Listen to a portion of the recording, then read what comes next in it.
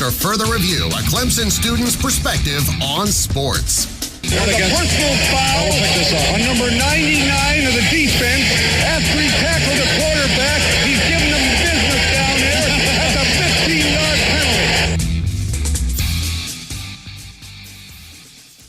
Well, welcome in, everyone. I'm Jay Smith, and yes, this is after further review. Bit of a lengthy hiatus. I think it's been since March since we last recorded an episode, which right around the end of the spring semester when everything with coronavirus was starting to really take off, and you started to see quarantines and just a lot of uncertainty around what the fall was going to look like, what college football was going to look like, even if there was going to be any college football played. And so many storylines, so many things have happened since March. So there's a lot of ground to cover, and I'm going to do my best to get through all of that, but also look ahead and talk about some of the games that are going to be happening this weekend, because there are football games happening this weekend. In fact, several on the docket for tomorrow that are going to be really interesting and worth a watch. But like I said, yeah, it's been a little bit of a hiatus here for the show. I'm excited to get back into it. I want to get back into it with pretty regularity and, start doing at least a show a week, if not two. Maybe the format will look like maybe a show earlier in the week that kind of previews some storylines or highlights some games that happened over the weekend, and then closer to the weekend, go through some of the matchups, make some picks, make some selections, and go through, what that week of college football is going to look like.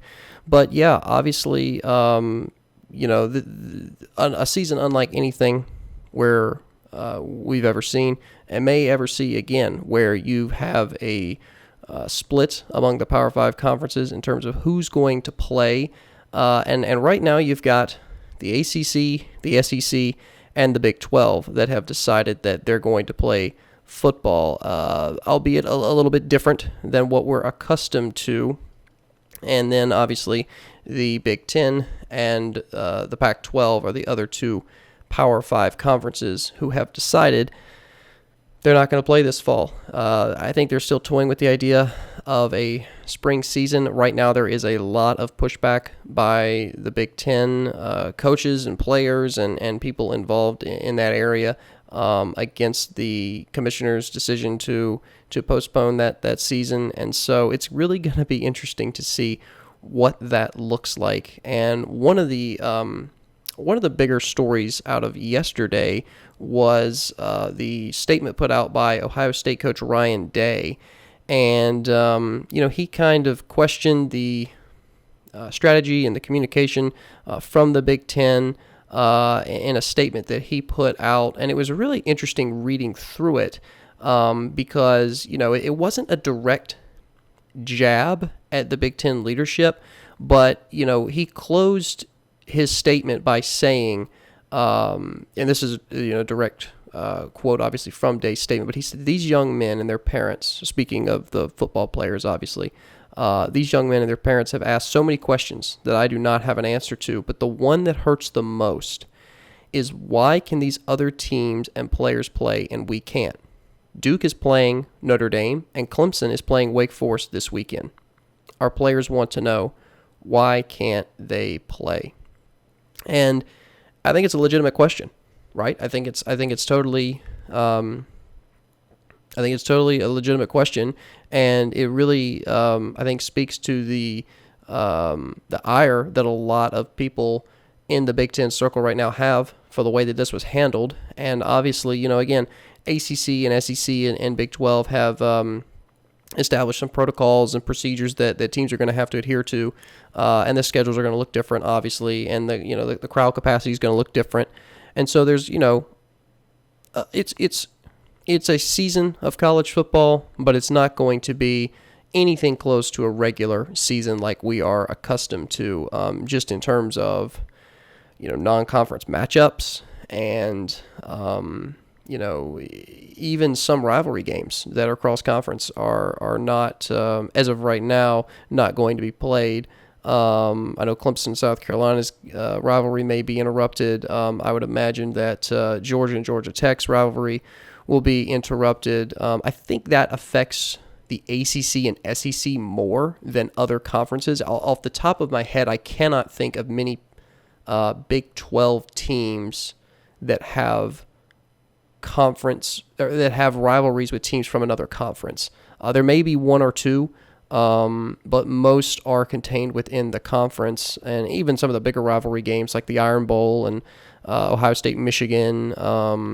If you go to the Pac-12, you've got Oregon State, and USC, and I guess UCLA is considered a rival. I know their big game is against Notre Dame, who is not technically a member of the ACC, but they are kind of now a member of the ACC, which is also another interesting development that we'll get into, because it's really been interesting to see how the ACC has kind of pushed this idea of Ole Miss now being an ACC team.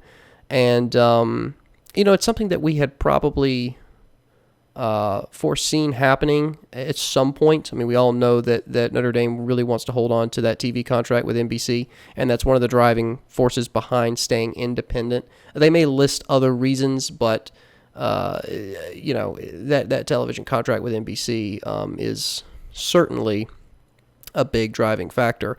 And look, I mean, the ACC this year, they don't have divisions. It's just it's all the teams listed out. Notre Dame is in there, and it's going to be the best two teams at the end of the season. And the Big 12, it obviously is very similar with no divisions, and so I think again when we look at these matchups week to week, there's going to be games that in the past mattered a lot. So a good example would be, Florida,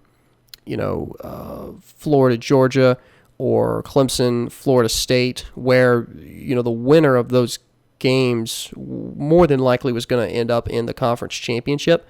But that doesn't really apply now, because, if you're, if you're in a conference with no divisions and it's just the two top teams, then it doesn't.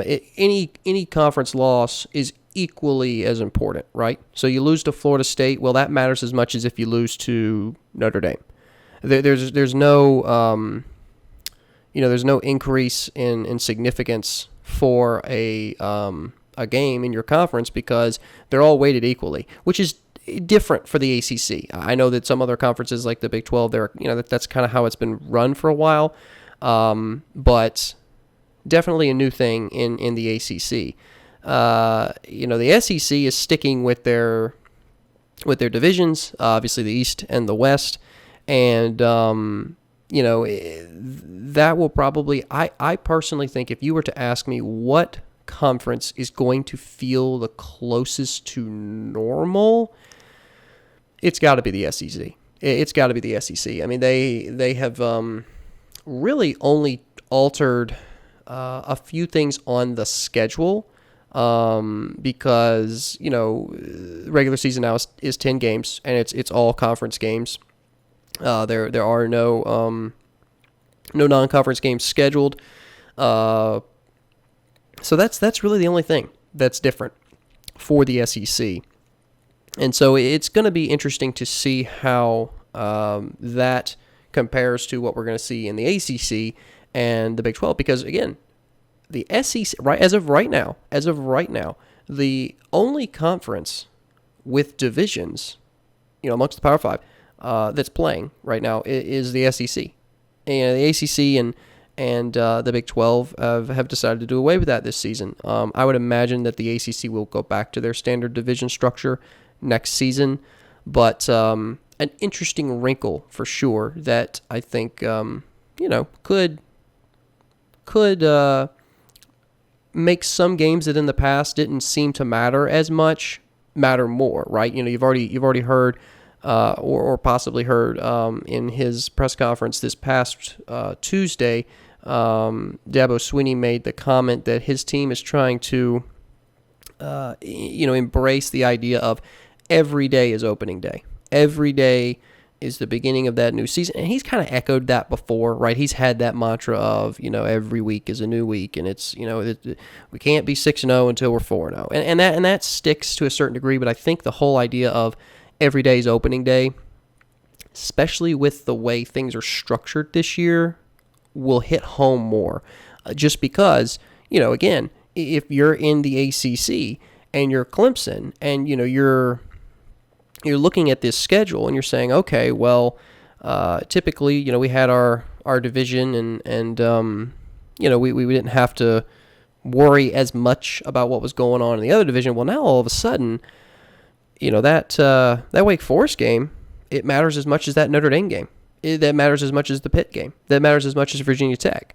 And so, that's I think the idea of treating every day as opening day will be beneficial for Dabo Swinney and the Tigers. Now, Clemson is slated to play Wake Forest tomorrow evening. It's going to be, I think kickoff is 7:30 Eastern, 6:30 over here on Central Time.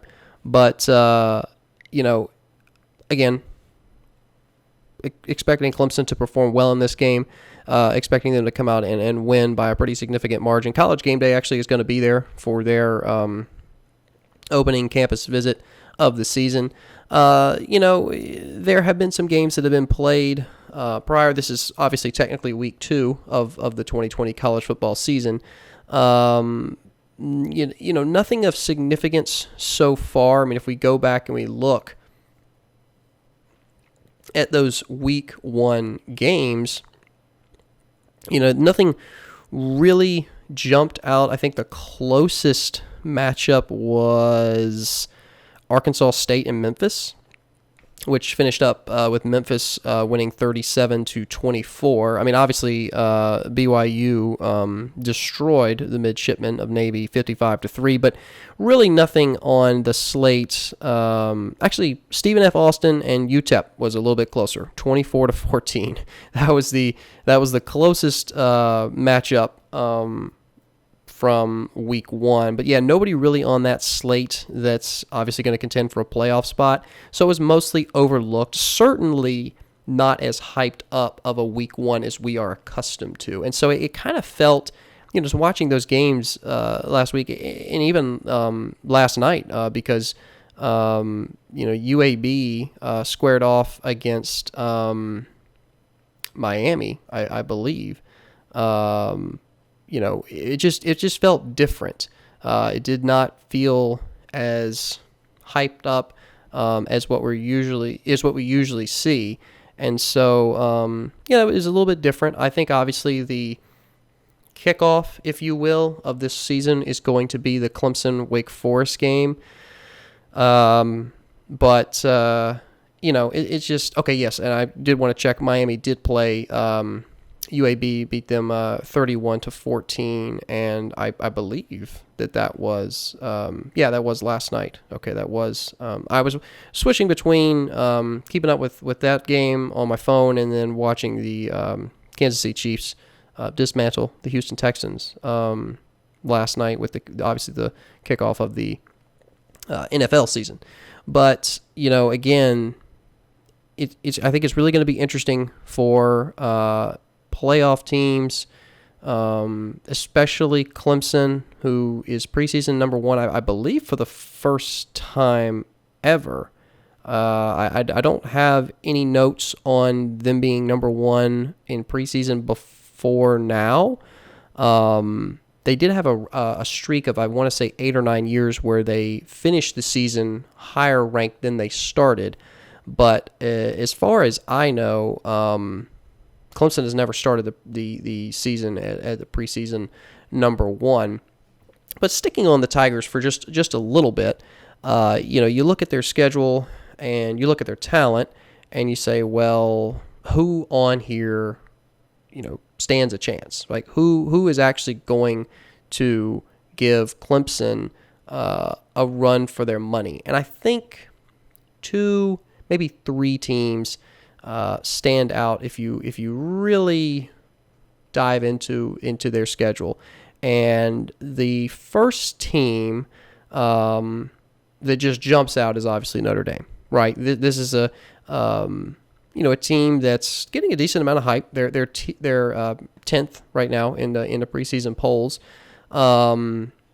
Notre Dame, I would say, just based off of their history recently in the last few years in big games. I mean, obviously the most recent example against Clemson was the semifinal game in Dallas, not this past year, but the year before, and the Cotton Bowl, I believe that would have been, and that was I think like a 26-3 or something along those lines. It was never competitive and it was never close. Obviously, this is a different Clemson team. This is a different Notre Dame team.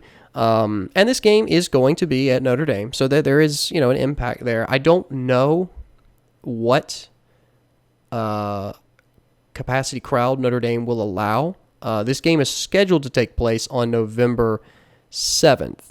Now, I'm not sure, and I'll have to dig into this, if Notre Dame is having to adhere to the ACC protocols. I would imagine they are, or maybe they're setting their own that are more strict. I don't know. I'll have to look into that. So the crowd, will be obviously it's a road game. It is a road game, but it's not going to feel quite like it normally would, obviously. But yeah, that's a way. And see, again, that's November 7th. That's several weeks into the season. Clemson is going to have, what are they going to? They're going to have 7 games. They're going to be, possibly 7-0 going into that matchup.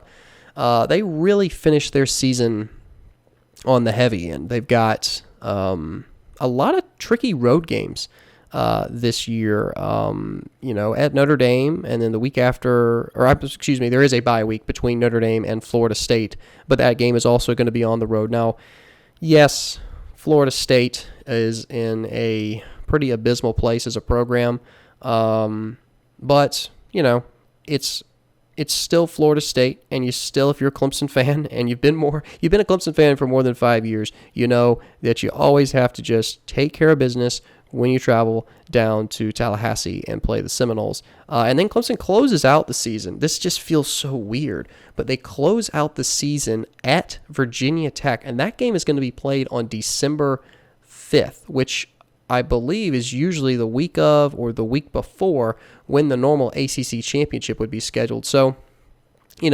this whole season and the way games are going to go and the significance of each game is going to be different. Again, they're going to have to treat UVA, their third matchup of the season on October 3rd, as important as they're going to have to treat Notre Dame, because each of those losses will have the same impact on their chance of making it to the ACC championship.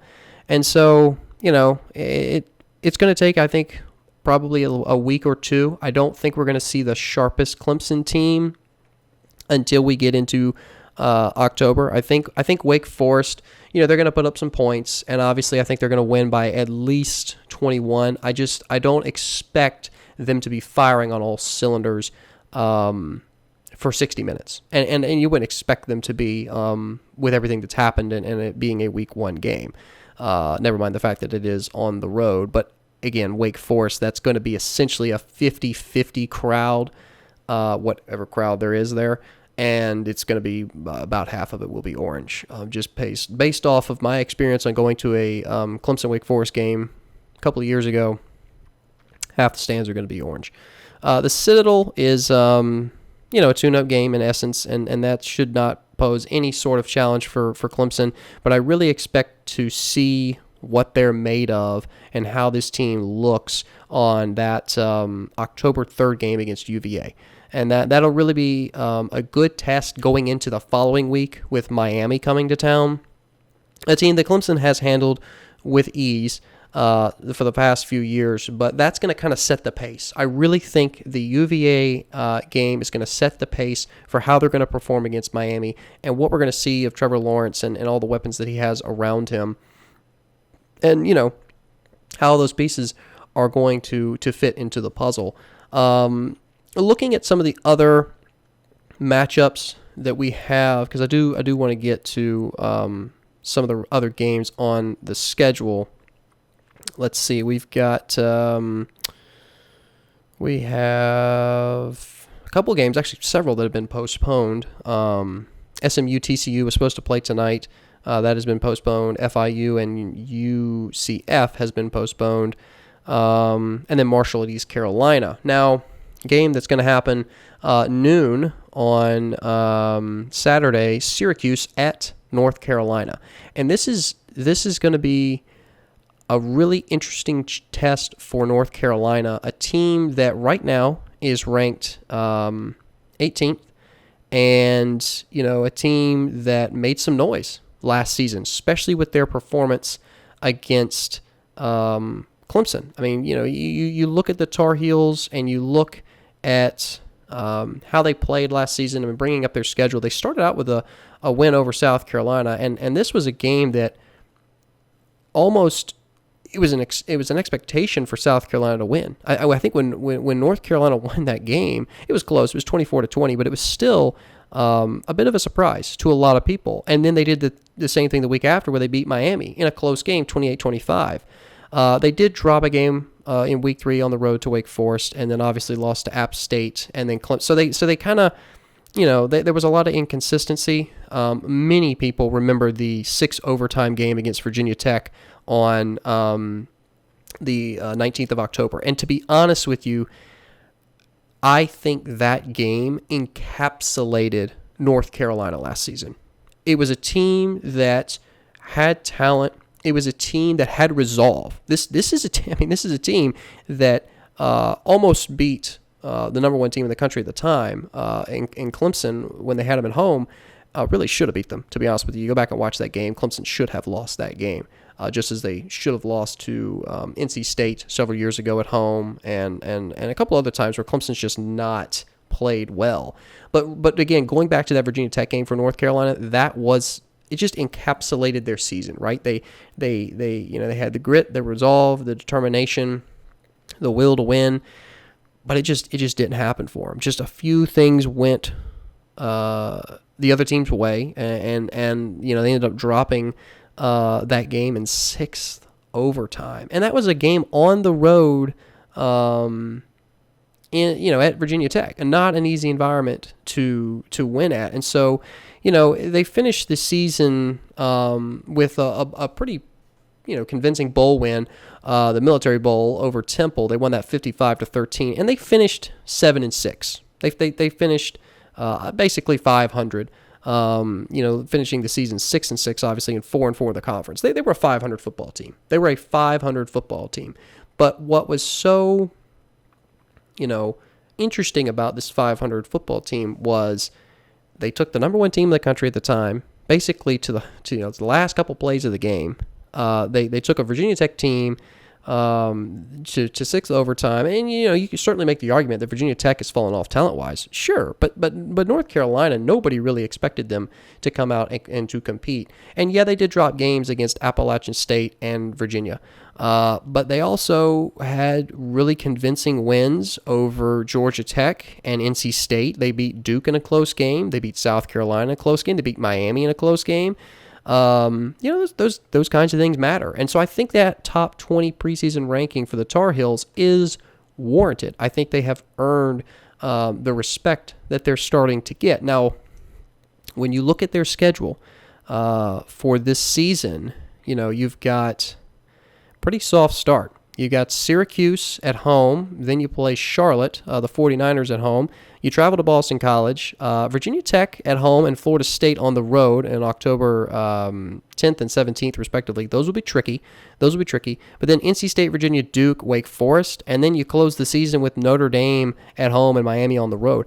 I think this North Carolina team, if they're able to avoid some of the mistakes that they made in those critical games at critical points last season, I think you're flirting with 7-8 win football team. I could see North Carolina going 8-3. I could see them going 7-4. I could see them going 9-2. I think there is potential there. I see them dropping to a game against Notre Dame. I think they'll lose to I think they're gonna blunder the Florida State game on the road. I think they beat Virginia Tech at home. I really do. I think they beat Virginia Tech at home. So they drop Florida State on the road. They drop Notre Dame, and then I think maybe Miami beats them, or a road game at Duke, which was close last year. I think 20-17. They could drop that, and obviously a rivalry game. So you're kind of flipping a coin at that point. But still, I think North Carolina is a team you got to watch out for. And the reason I'm talking so much about North Carolina, you're like, oh, who cares about North Carolina? Well, again, you can't ignore what happened last season. You can't ignore the fact that this is a team that has demonstrated their ability to go toe-to-toe with a Clemson team that's, played in national championships and college football playoffs and has only lost one game in the last 2 seasons. So they can hang with anyone, and they're only continuing to develop and recruit, and obviously they're now making a name for themselves. And so, Mac Brown is doing a great job in Chapel Hill, and I think they're going to continue to get better. And when you look at the ACC, who's going to compete? Who's going to compete with Clemson? If anyone even can compete with Clemson. And I think the obvious choices right now are Notre Dame and North Carolina. And, North Carolina is going to play Notre Dame on November 27th. And, they don't play Clemson. They do avoid going up against Clemson. But November 27th is when they've got to play the Irish. And for Clemson, they have to go up against the Irish on November 7th. So a couple weeks earlier. So we'll give North Carolina maybe a good blueprint because, at this point, conventional wisdom would be to pick Clemson over Notre Dame.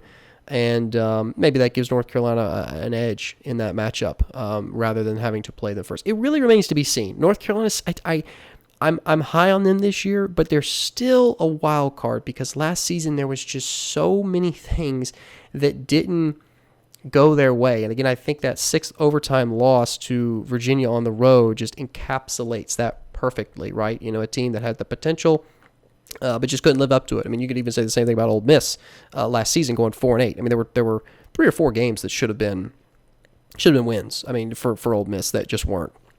And so, I would say I'm going out on a limb by picking North Carolina to be a dark horse in the ACC. I certainly don't think right now they have what it takes to sustain it for a full season and compete against Clemson. And even if they are to advance the ACC championship, I would pick Clemson. I would pick Clemson over anybody in the ACC right now. I don't think, there's no other conference right now that has as much disparity in the team up here and everybody else. I mean, it is Clemson and then there's everyone else below it, which you don't really have in the SEC or the Big 12 or, the Big 10 or Pac-12 if they ever get around to playing their games. A team that I would say is a good parallel to North Carolina would be, across the Power 5 at least, would probably be Auburn. And I would pick Auburn as a good comparison to North Carolina because Auburn's a team that started 5-0. They beat Oregon in a neutral site game to open the season. Close game, 27-21. They beat Texas A&M on the road, 28-20. They were rolling. They really were rolling. And then they lost that game at Florida, 24-13. They came back, played well against Arkansas. Arkansas, obviously, bottom barrel of the SEC. And then lost to LSU on the road by 3. And that is really where their season lost its momentum because they knew that second, and I'm not, at Florida, at LSU, those are, and you haven't even played Georgia and Alabama yet. I mean, good Lord, you've already had to play Oregon, you already had to play A&M. I mean, at A&M, at Florida, at LSU, that's tough. That's a really tough schedule. But yeah, you could tell with Auburn that the win was cut out of their sails when they lost to LSU by 3. And they picked up a close win against Ole Miss. That was one of the games that Ole Miss really, I think, played better than Auburn and should have won, but then they dropped the Georgia game the week after, and they finished the regular season 9-3, 5-3 in conference play, and then lost to Minnesota in the Outback Bowl. And you could really tell Minnesota wanted to be there more than Auburn did, because Auburn had bigger aspirations, and they didn't live up to the aspirations this season, and so they finished 9-4, and that's not a great year for Auburn, but they were so close. I mean, think about it. You switch, just imagine, you switch the outcome of the LSU-Auburn game.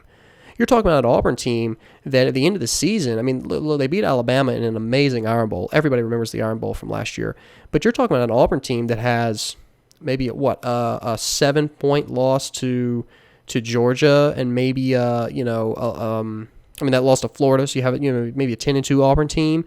There's a big difference between a 9-win team and a 10-win team, especially in the SEC. And I think they would have obviously had a bigger bowl game. I think they would have won their bowl game. I think they would have been playing with a little bit more passion, a little bit more resolve. And so I think, like I said, going back to the North Carolina comparison, Auburn's a team that has shown the potential, but just didn't quite convert when they had the opportunities. They didn't finish what they started, which was a great 5-0 record up to that point. And then they finished the rest of the season 4-3. So not great for the Tigers, but I think they have the pieces in place to turn it around. And I would watch out for Auburn, especially in the West this season, just because, look, we already know LSU's not going to be what they were last year. I mean, it's just they lost their offensive coordinator, lost their defensive coordinator, Joe Burrow's gone. I mean, so many weapons. I mean, we could sit here for an hour and talk about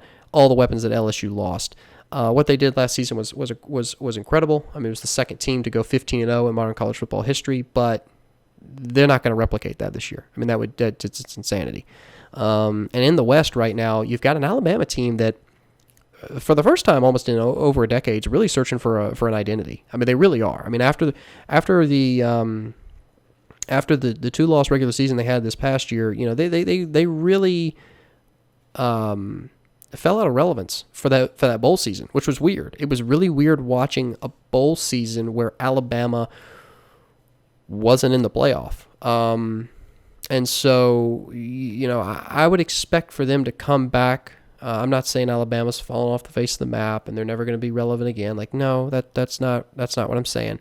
But I think this is a year, especially with everything that's going on, I think this is a year for an Auburn or maybe an A&M team that's really been disappointing. Jimbo's tenure at A&M has been really disappointing. They've been middle of the pack.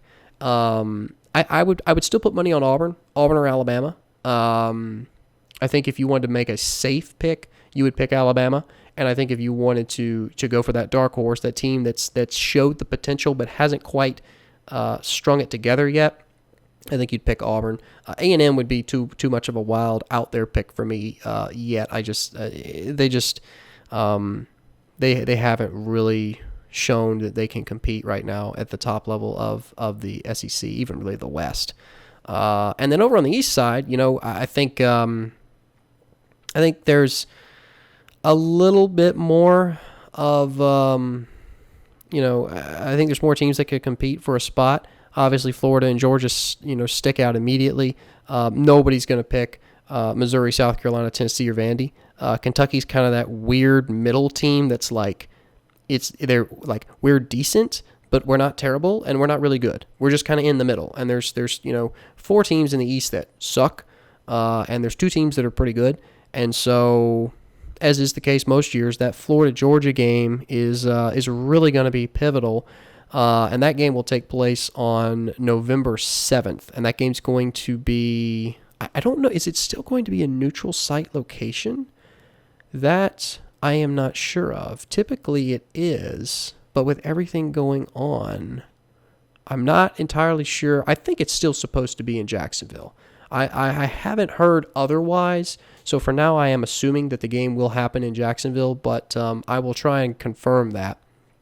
But again, that's really the battle for the East in more ways than one. So, again, this weekend, I think to kind of wrap things up, look, this weekend, trying to get back in the swing of things. Obviously, there's a lot of questions.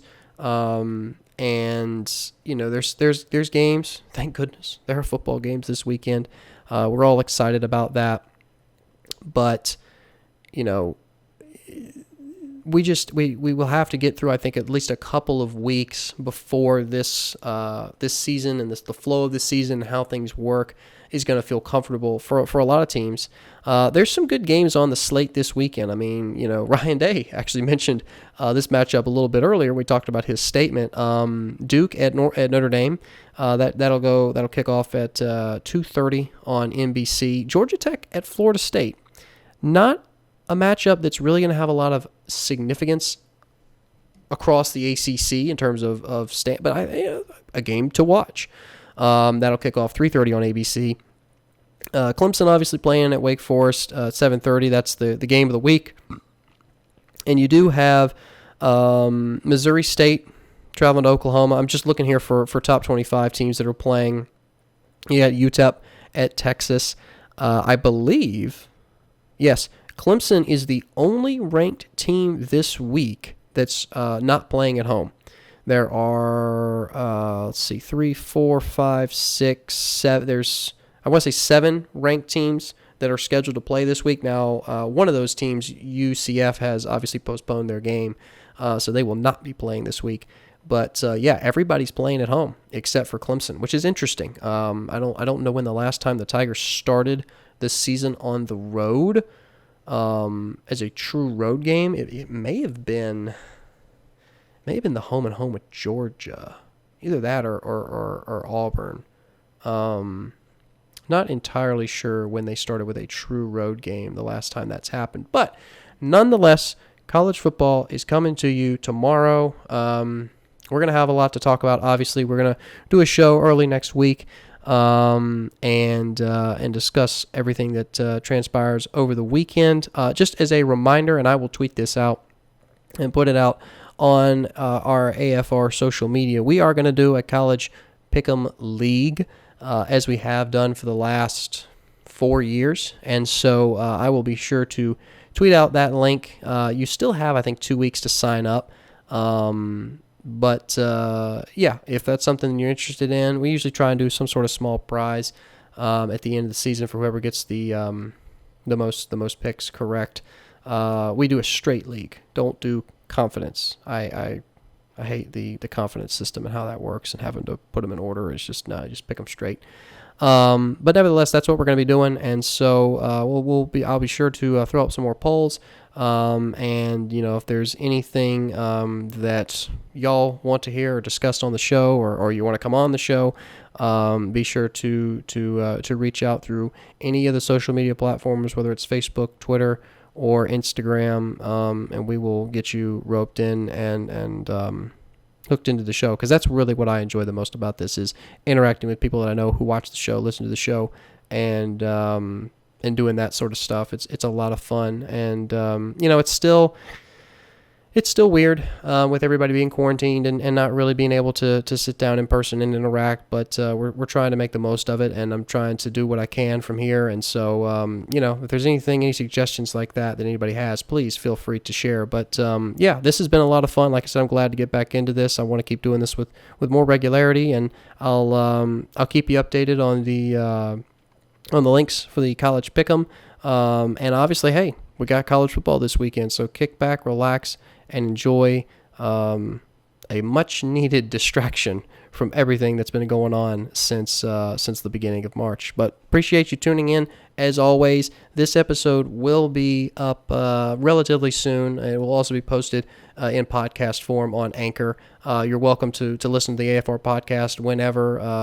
However, we're available on Anchor and Spotify and iTunes. All you have to do is just search After a Further Review. You can subscribe to us there. Listen anytime, anywhere. Appreciate you tuning in. We'll be back here in a few days.